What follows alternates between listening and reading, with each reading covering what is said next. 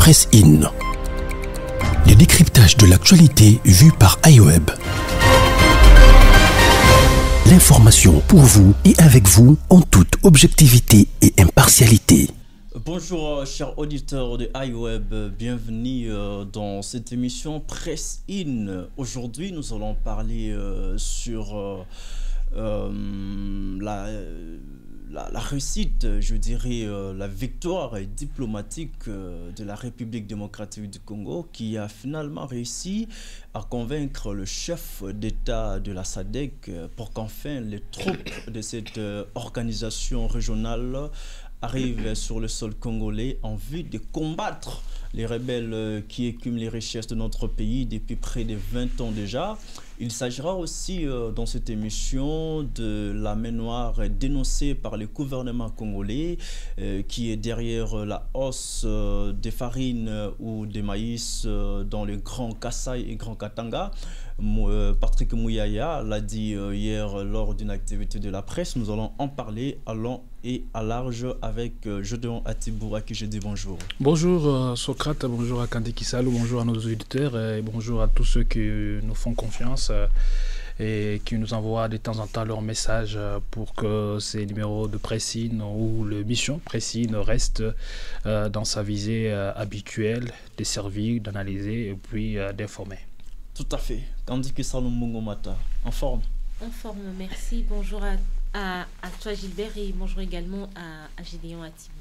Et évidemment à nos fidèles lecteurs, internautes ainsi qu'auditeurs. Voilà, je l'ai dit à l'entame de cette émission, ce n'est plus un secret. Aujourd'hui, la SADC a finalement décidé d'envoyer ses troupes en République démocratique du Congo en vue de combattre les rebelles, non seulement du 1-23, mais aussi tous les autres rebelles qui tuent, qui massacrent les compatriotes congolais depuis près de 20 ans, je l'ai dit tantôt. Et aujourd'hui, ces sujets commencent d'ores et déjà à faire couler beaucoup d'encre et salive pour la simple raison que nous avons déjà plusieurs missions militaires en République démocratique du Congo qui ont la même mission que celle confiée aujourd'hui à la SADC. Le gouvernement congolais, à mon avis, devrait d'abord évaluer les missions confiées à toutes ces forces qui sont en République démocratique du Congo avant de faire appel à une autre force. Et ça sera juste pour peut-être résoudre un problème pour aggraver un autre. Parce qu'aujourd'hui, qu'on se le dise, la province du Nord Kivu est la province la plus militarisée de la République démocratique du Congo, suivie de la province de l'Ituri, les deux provinces sœurs mises sous état de siège justement pour mettre fin à cet épisode de violence, de guerre et de tueries dans cette partie de la République démocratique du Congo. Nous avons d'abord au Nord Kivu les forces loyalistes, donc les forces armées de la République démocratique du Congo. Nous avons les troupes de la MONUSCO, donc les casques bleus de la MONUSCO. Nous avons une centaine, en tout cas, de groupes armés qui équiment les richesses du pays. Nous avons plutôt les forces de EAC, vous voyez. Et aujourd'hui, on veut encore faire appel à la SADC. Moi, je me dis, toutes ces forces qui sont déjà présentes sur le sol congolais, à quoi servent-elles en fait? Qu'est-ce qu'ils ont servi depuis qu'ils sont là? Je dirais rien du tout parce que la MONUSCO, s'il faut commencer par elle, depuis qu'elle est là, elle avait une mission bien déterminée, le maintien de la paix, mais la paix n'est toujours pas maintenu jusqu'à la preuve du contraire. Nous avons eu d'autres missions par après. La situation reste échangée. Je parle bien sûr de la situation sécuritaire qui prévaut dans la partie est de la République démocratique du Congo. Alors aujourd'hui, moi j'aimerais que le gouvernement chasse d'abord la force régionale, mais aussi la MONUSCO avant de faire appel à une autre force. Parce que si les forces de EAC sont sur le sol congolais, et nous invitons les forces de la SADC qui viendront certainement en République démocratique du Congo, ça va créer un chevauchement. D'une part, nous avons les forces de EAC qui ne combattent pas les rebelles du 1-23, si bien que la mission confiée à ces troupes de EAC était une mission offensive. Mais aujourd'hui, les forces de EAC semblent être observateurs, en tout cas en République démocratique du Congo, et la force de la SADC viendront plutôt pour combattre les rebelles du 1-23. Alors je me dis, si aujourd'hui les deux forces sont au Nord Kivu et en Ituri, et que demain les forces de EAC décident finalement de combattre les rebelles, d'être plus offensives, et les forces de la SADC combattent également les rebelles, ça peut créer une guerre entre les deux forces. Parce que là, il y aura un problème de conflit entre d'abord les deux forces, au lieu qu'ils combattent, n'est-ce pas, les rebelles, notamment les rebelles du 1-23, ils vont se combattre entre les deux forces, et ça va créer une guerre entre les deux forces et les FARDC. Donc ça fera trois armées différentes plutôt, qui visent des objectifs différents. Donc les forces de EAC auront leurs propres objectifs, les forces de la SADC auront leurs propres objectifs, les FARDC auront leurs propres objectifs, et les rebelles également auront naturellement leurs propres objectifs. Les pays risqueraient de se diviser parce que toutes ces forces-là occuperont des territoires sur le sol congolais, et nous risquons de balkaniser ces pays à quelques mois des élections prévues le 20 décembre 2023. Et pour terminer, je me dis aujourd'hui la situation sécuritaire qui prévaut dans la partie est du pays profite à l'opposition congolaise, parce que ça sera un discours de la campagne électorale. Écoutez, Félix Tshisekedi n'a pas su imposer la paix dans la partie est du pays, alors qu'à la prise du pouvoir, il avait promis de renouer ciel et terre pour imposer la paix dans la partie est, dans l'est de notre pays. Il n'a pas si. On doit les mettre à côté, on doit les chasser du fauteuil présidentiel, mettre des personnes qu'il faut à la place qu'il faut. Donc c'est nous, là je parle en tant qu'opposant. Donc ce sera ces discours-là que l'opposition va tenir à la campagne électorale. Je n'aimerais pas faire un raccordement frauduleux parce qu'on va parler aussi des maïs, parce que là aussi il y a des révélations que j'ai déjà faites ici, qui sont aujourd'hui pour le gouvernement confirmées. On attendra le son des cloches de l'opposition.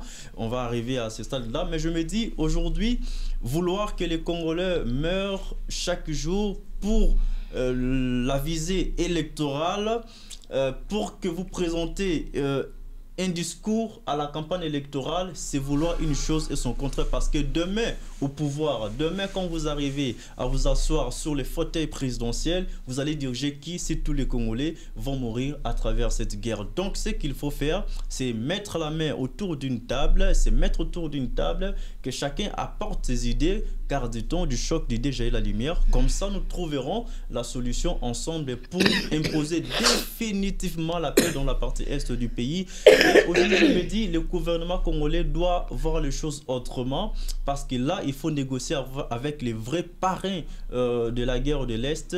C'est bien, il y a le 1-23, c'est bien, il y a le Rwanda, il y a l'Ouganda de l'autre côté.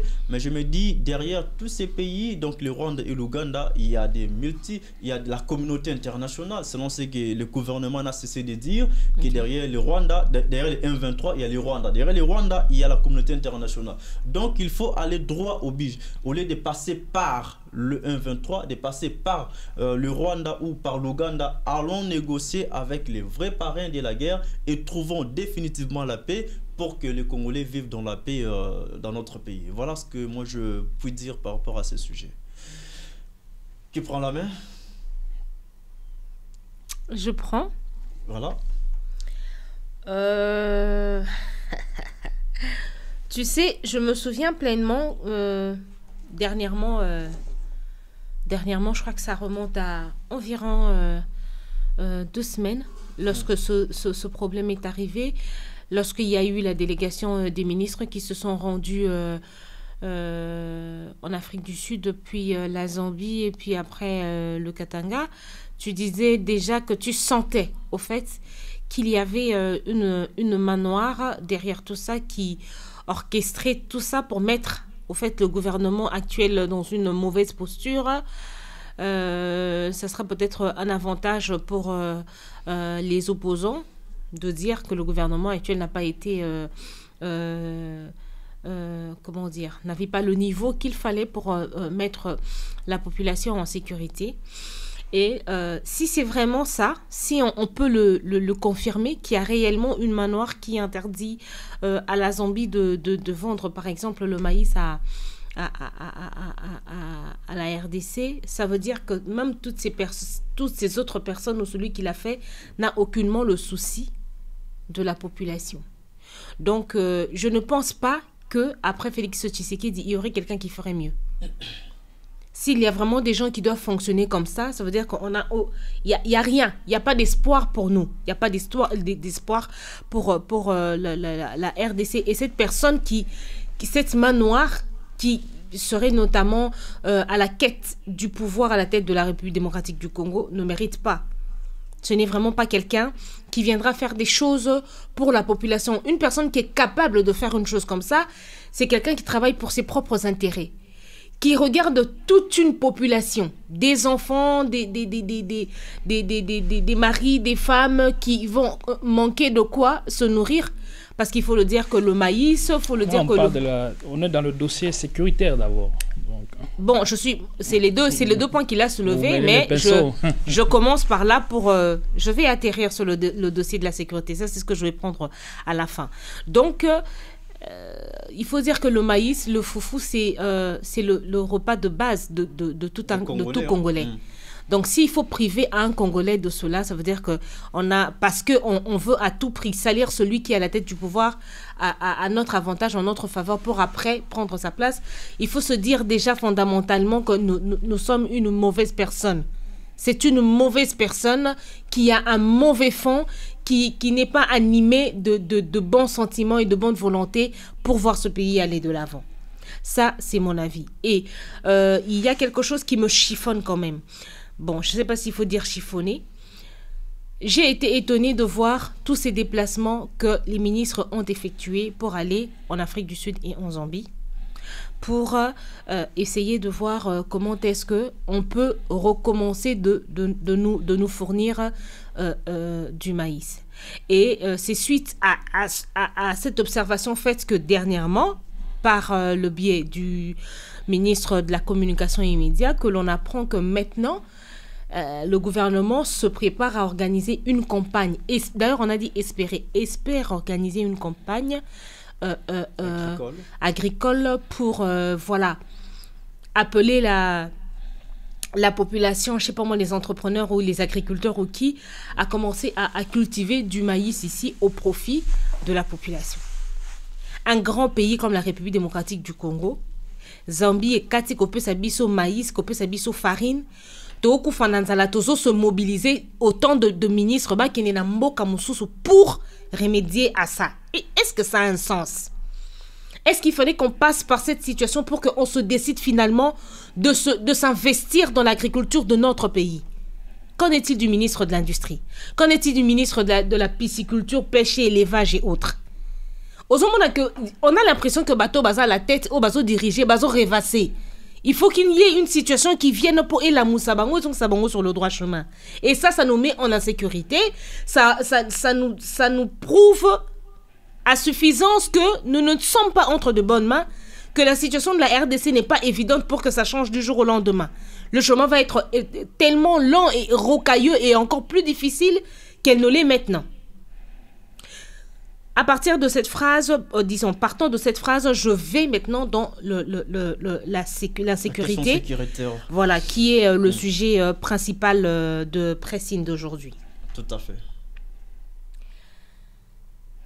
Au début, je crois que ça remonte à plusieurs mois. C'est depuis l'année passée que j'étais en train de dire que l'EAC ne fera rien pour la République démocratique du Congo. Que c'était une erreur de la part de notre président, qui a été conseillé par qui, je ne sais pas, de faire adhérer la République démocratique du Congo dans l'EAC. Parce que maintenant, ça ressemble à une prison. ça ressemble à un piège dans lequel on a du mal à sortir.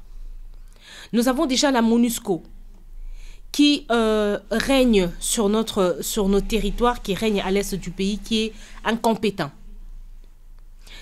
Je ne parlerai même pas d'incompétence, mais je dirais que la MONUSCO travaille en défaveur de la République démocratique du Congo. Parce que on ne peut pas comprendre qu'en plus de 20 ans, la présence de la MONUSCO n'a rien joué comme rôle important pour nous limiter ou encore mettre carrément fin aux hostilités à l'est du pays. Partant de la mission de la MONUSCO, de la raison pour laquelle nous les avons accueillis ici, c'est le jour et la nuit, ça n'a vraiment rien à voir.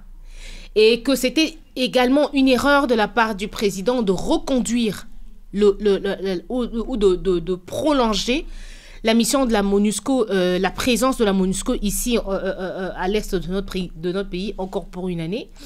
C'est de l'argent, c'est de l'espace, c'est du temps perdu. Et l'EAC également. Qu'est-ce qui nous fait dire que on dit quoi? Le SADC ou la SADC? La SADC. Qu'est-ce qui nous fait dire que la SADC ne fera pas la même chose que l'EAC? Pour quelle raison on va aller recourir à la SADC? Parce que recourir à la SADC, ça veut dire que ça sera encore un budget, ok? Mais encore... il faut signaler, Madame Kandi, que c'est la RDC qui dirige la SADC. C'est Tshisekedi qui est président, en tout cas, de la SADC. Et donc, on pourra avoir un avantage, parce que lui-même est à la tête de l'organisation sous-régionale. Il a été président de l'Union africaine aussi. Hein. Merci. C'est là où je voulais en venir. Il a été le président de l'Union africaine. Qu'est-ce que ça a fait pour le Congo? Quel est l'avantage que nous avons tiré? Même un seul site. Un avantage réel. C'est pas un avantage sur le titre, sur les mots, non. Un avantage que toi, en tant que Congolais, en tant que population... Il a été président de l'Union africaine pendant une année. Et pendant cette année-là, il n'y avait pas la guerre comme aujourd'hui. Donc la guerre a pris des allures de tournure par rapport à cette Tu as bien dit qu'il n'y avait pas la guerre comme aujourd'hui, donc il y avait la guerre. Si aujourd'hui on tue 600, à cette époque-là on tuait 200. Même la vie d'un seul Congolais. C'est une âme, c'est une vie qui ne mérite pas... La situation a été atténuée un tout petit peu pendant son règne à l'Union africaine. C'est ça le seul avantage que tu donnes. Je ne sais même pas s'il faut appeler ça. Vous avez demandé un seul avantage. C'est ça. Je ne sais même pas s'il faut l'appeler avantage parce qu'on a continué de mourir. On a continué de crever de faim. Et je ne sais pas... Le changement devait être... profond. On devait vraiment le vivre, on devait vraiment le sentir. On devait vraiment sentir qu'il y a quelque chose de particulier, de nouveau, maintenant que nous avons le président de la RDC à la tête de l'Union africaine et on n'a pas eu ça. Alors, SADC, de plus que c'est lui qui est à la tête. Il aura le contrôle de la situation apparemment, parce que c'est lui qui contrôle la SADC. Mon frère, on est ici avec toi. Aujourd'hui, nous retenons la date. C'est quoi déjà c'est quand déjà le 9? Le 9, je crois. Le 9. Donnons-nous 2 mois. Dans 2 mois, nous allons nous retrouver ici. Et il n'y aura rien de changé. Aussi longtemps, pour moi, que nous allons continuer de tendre la main vers les autres pays. Que nous allons continuer de rejeter la faute, la charge, le combat, les difficultés sur les autres. Le Congo va demeurer ce qu'il est. Ce n'est certainement pas... ce que je vais dire maintenant ne fait certainement pas partie du sujet d'aujourd'hui parce qu'on est en train de parler de la SADC et de la situation de l'Est insécuritaire de l'Est du pays. Mais il y a la guerre des Teke et des Yaka qui est en train de monter, de s'avancer, de se rapprocher de Kinshasa. Aujourd'hui, ils sont à main KO. Hier soir ou hier nuit, disons, j'ai vu des vidéos où on a tranché des enfants. Au fait, la manière de tuer, la manière d'assassiner à l'est du pays où on tranche des enfants, des bébés, des femmes, des hommes, on croirait de la chèvre, on croirait de la viande de bœuf, c'est exactement ce qu'on a fait à Mankao. Toute une famille. Il y avait une dizaine de personnes parmi lesquelles on compte des bébés. Je me pose la question. Les Teke et les Yaka qui sont en train de s'affronter, de se tuer, de s'entretuer pour ces terres. Ces terres qu'ils ont depuis toujours jusqu'à aujourd'hui, qu'est-ce qu'ils en ont fait? Il y a quoi là-bas? Quand tu vas chez les Yakao, chez les Teki, dans les plateaux là, il y a quoi? À part le manioc qu'on met dans l'eau, à part la chikwang, il y a quoi? À part les légumes, qu'est-ce qu'il y a de spécial qui peut faire de ce Congo, en ce moment-ci, un Congo meilleur? Ça emmène à dire que même le Congolais lui-même, il a comme quelque chose dans sa tête qui ne tourne pas. On a la situation de l'Est où c'est une partie de notre pays qui peut faire la force, notre force sur le plan économique pour qu'on arrive à se développer, pour qu'on arrive à sortir de l'auberge, qu'on arrive à sortir de cette situation difficile qui n'est pas encore résolue. Il y a des Teke et des Yaka qui commencent à s'entretuer et ça grimpe, ça arrive à Menkao. Bientôt, ça sera à Kinshasa. Et c'est comme si les gens étaient en train de rêver. On s'intéresse plus à ce qui se passe à l'est du pays au détriment de ce qui se passe là-bas. Après, quand ça va se rapprocher à Kinshasa, de Kinshasa, je sais pas dans quel pays on va danser. J'ai comme l'impression que les gens ont un retard dans le fonctionnement, dans la prise des décisions. C'est un peu comme avec le maïs. On est resté tout ce temps-là, on dépendait de la Zambie pour le maïs, s'il te plaît. Pas totalement, à une partie. On dépendait partiellement de la Zambie. Mais si on dit partiellement... Il faut préciser, Madame Kandi, on produit le maïs en RDC. Mais justement... Mais ce n'est pas suffisant. Et voilà. Même à Kanyamaka, c'est son produit de maïs. Ça montre à combien... Mais le comble, c'est quoi? C'est vrai que nous produisons le maïs, mais la quantité que nous produisons est insignifiante.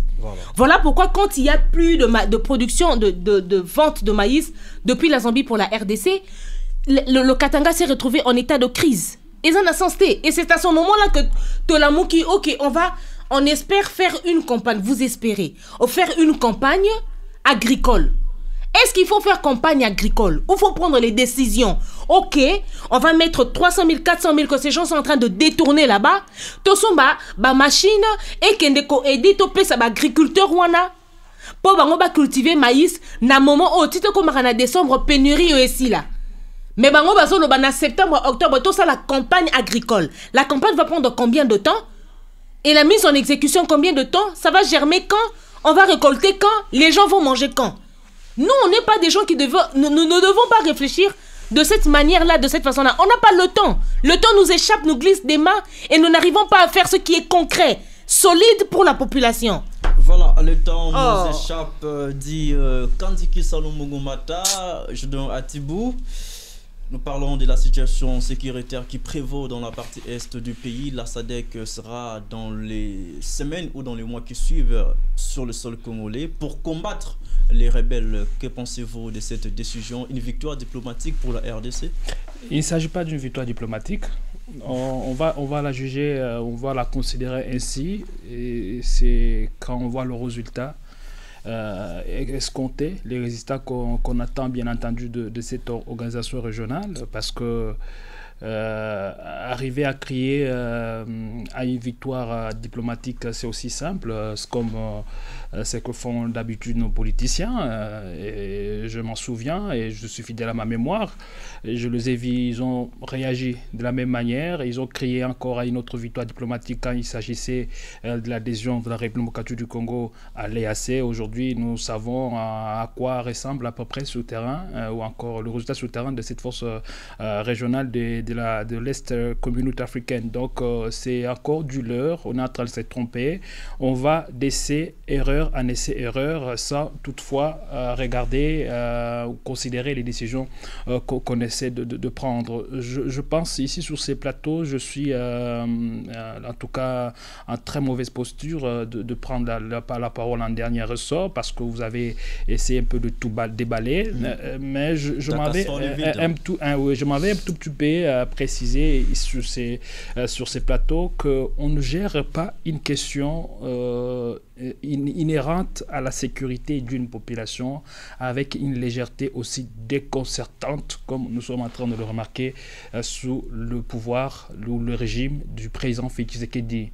Nous le disons ainsi non parce que nous sommes contre sa tête, non parce que nous sommes contre son ventre ou encore ses nombreux voyages. Il peut bien les faire, mais en contrepartie, ces voyages doivent rapporter quelque chose de très significatif à notre pays. C'est c'est dont d'ailleurs nous espérons et c'est ce dont on a besoin et c'est on est en train d'ailleurs d'espérer. Aujourd'hui, vous trouverez que nous sommes en présence d'un gouvernement qui est pusillanime, donc au lieu d'être pugnace, au lieu de combattre comme avec les ressources dont tu disposes cette question d'insécurité. La question d'insécurité dont on parle aujourd'hui, c'est dans la partie Est, mais vous comprendrez par cette petite illustration que j'essaie de donner ici que c'est toute la République actuellement qui est ingérable. C'est toute la vie dans toute la province, dans toutes les 26 provinces aujourd'hui qui est en tout cas... qui n'est plus, cette vie-là ne tient plus. Vous voyez, on ne sait plus sur quel pied exactement danser. Lorsque vous prenez dans le Grand Bandundu, dans l'ex-Grand Bandundu, vous savez ce qui se passe là-bas. C'est une insécurité à laquelle la population est exposée. Lorsque vous prenez le Grand Kasaï, c'est une crise alimentaire. Lorsque vous prenez le Grand Katanga, c'est une crise alimentaire. Et encore, au-delà de cette crise alimentaire, le Grand Katanga est pris en tenaille par les politiciens véreux. Vous verrez, la plupart des missions, c'est là-bas, c'est à El Kassi, c'est à Kolesi, où ils ont des carrés miniers et ils exploitent comme bon leur semble. Lorsque vous prenez les Tanganyika aujourd'hui, par exemple, c'est toujours dans l'ancien Grand Katanga, c'est une crise institutionnelle qui engendre en même temps une crise sécuritaire aussi, au-delà même de la crise aussi alimentaire qui se signale de ces côtés-là. Donc la vie dans tout le tableau est sombre pour toute la République démocratique du Congo et nous ne savons pas ce que le gouverneur d'aujourd'hui essaie de faire exactement de leur pouvoir. Donc c'est quelque chose qui fait pitié et ici qui est en train en même temps de me courasser parce que je vois mal que lorsque vous êtes au pouvoir, au lieu d'utiliser le pouvoir que ce peuple vous a donné, vous vous mettez maintenant à martyriser cette population. Donc, comme je le disais hier, nous avons des populations à du pays qui ne s'intéressent carrément pas à la vie de la population. Que cette population qu'elle manque du courant, qu'elle n'ait pas accès à l'eau potable, qu'elle soit dans des conditions assez infrahumaines. Donc ça dérange en aucun cas ces acteurs politiques.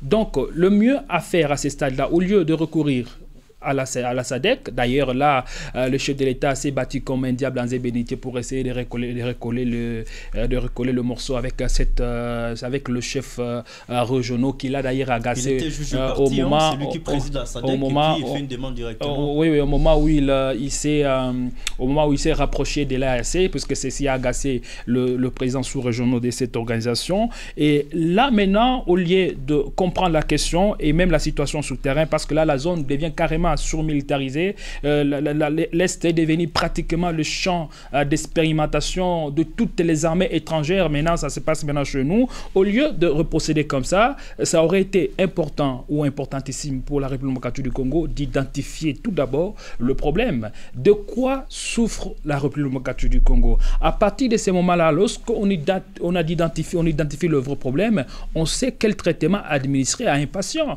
Aujourd'hui, le Congo est malade. Le Congo est malade de quoi? Le Congo est malade soit de ses politiciens, soit de méthodes ou encore de la solution magique que nous attendons, que nous sommes en train d'attendre depuis de si nombreuses années. C'est là, ou bien c'est là que devrait réfléchir le politique congolais avant, bien sûr, de nous prendre aussi une autre décision hasardeuse d'adhérer ou encore de se rapprocher à nouveau de la SADC.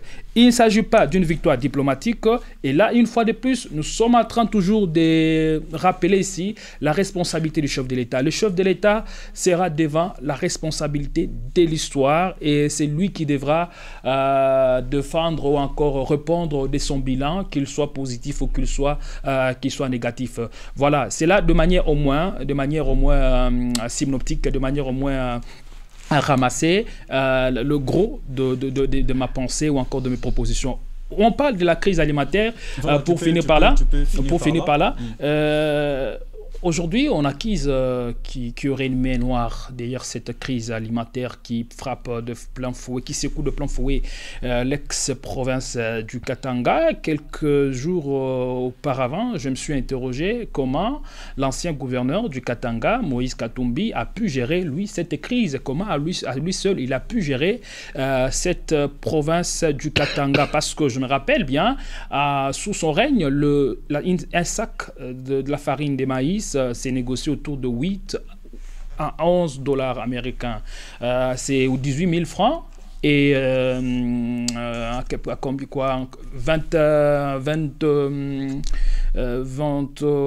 combien 11 dollars. 11 dollars, c'est 26 000 francs, si je crois bien.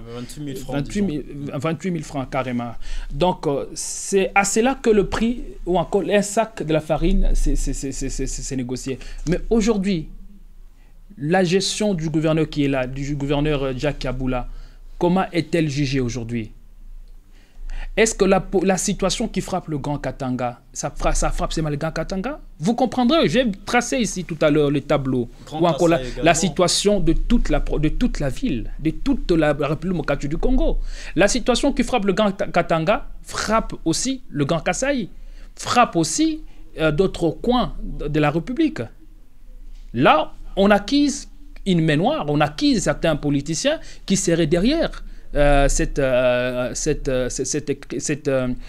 crise alimentaire. Et moi, je me dis, lorsqu'on est au pouvoir, on ne passe pas tout son temps à accuser les autres de vouloir mettre de bâtons dans le roue.